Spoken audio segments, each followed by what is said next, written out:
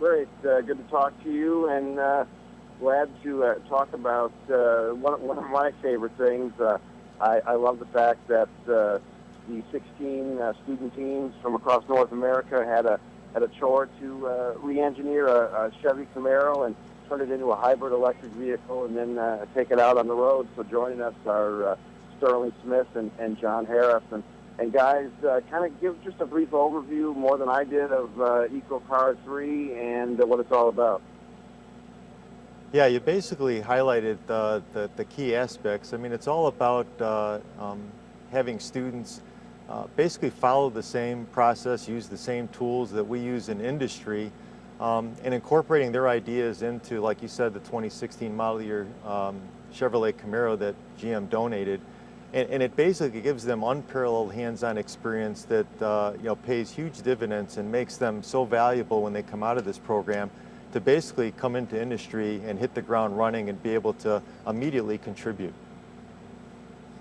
And Sterling, this is, I'm sure, a great honor, and I'm sure you guys had a lot of fun with it. But it's not really a race. It's more of a competition. Kind of to describe all the aspects of the competition. Yeah, so all the teams are judged on a lot of metrics, more than, like you said, just being able to have a car that can run and race. We're judged on a lot of performance aspects, a lot of safety aspects. We actually do a lot of presentations and reviews of our vehicle to kind of discuss the way we've implemented hybrid electric technologies. And we also do a lot of endurance drives. In fact, yesterday our team successfully completed a 160-mile endurance drive around the LA area. So it's been a lot of fun to be able to go through all of these different events. And Sterling, does the competition kind of stretch more than just outside the car itself? Do you learn about teamwork? Do you learn about dealing with people? Do you learn about presentation skills? Is it all of that and more? Yeah, absolutely. There's a lot of work that obviously gets done in the garage. But then when it comes to even events before competition, we're trying to work effectively as members of a fully functioning team. We even have events where we're working with members outside of our team. We do a lot of community outreach and try to touch base with youth communities in the Atlanta area as well. Yeah, great to hear that. And John, with the U.S. Auto industry being pretty strong, and there's really not a bad car built anymore. Is it hard to find the next generation of engineers or developers for you guys in the auto industry, or is competition tough and you kind of have a lot to pick from? Yeah, I think the big deal, I mean, our vision at GM is a world that has zero crashes, zero emissions, and zero congestion, and it's a pretty tall task.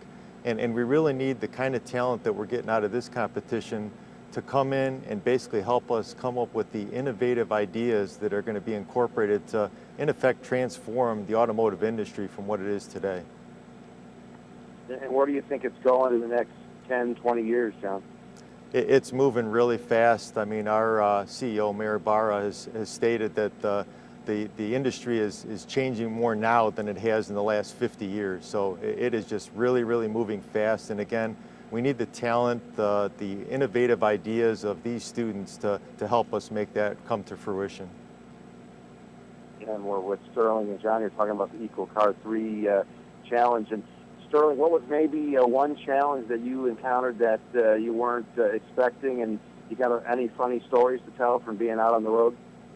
Well, we've actually gotten a lot of attention from our team jackets. Of course, we're from Georgia Tech, and we are the Yellow Jackets. And as a team, we purchased a bunch of yellow jackets with kind of our team nicknames on them.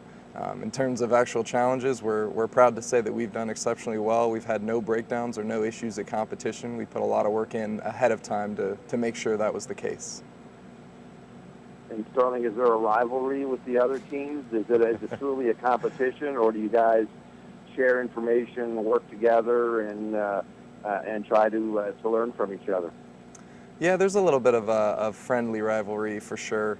But as a team, we try to stay communicative with the other teams. We try to share information, help each other resolve issues. At the end of the day, our ultimate goal was to see each team have a fully functioning vehicle, being able to run all these events and have a nice little convoy of hybrid electric vehicles traveling around LA. So it's been a pleasure. And John, where can listeners and viewers go to find out more about the competition, find out who wins, and maybe learn about next year's or the years to come, what's going to happen? Individuals can go to www.EccoCar3.org to find out the results of this competition and to learn more about the overall Advanced Vehicle Technology Competition Series. Yeah, really some of the brightest minds out there in this competition. And Sterling, are they going to ask you at Tech there to turn the Rambling Wreck into a hybrid vehicle? I wouldn't be surprised. Well, one of my favorite traditions in sports is the Rambling Wreck there. And guys, thanks for joining me, and great competition this year. Looking forward to see what's coming next, and looking to see what happens at the award ceremony. Thanks for joining me. Thank you. Thank you.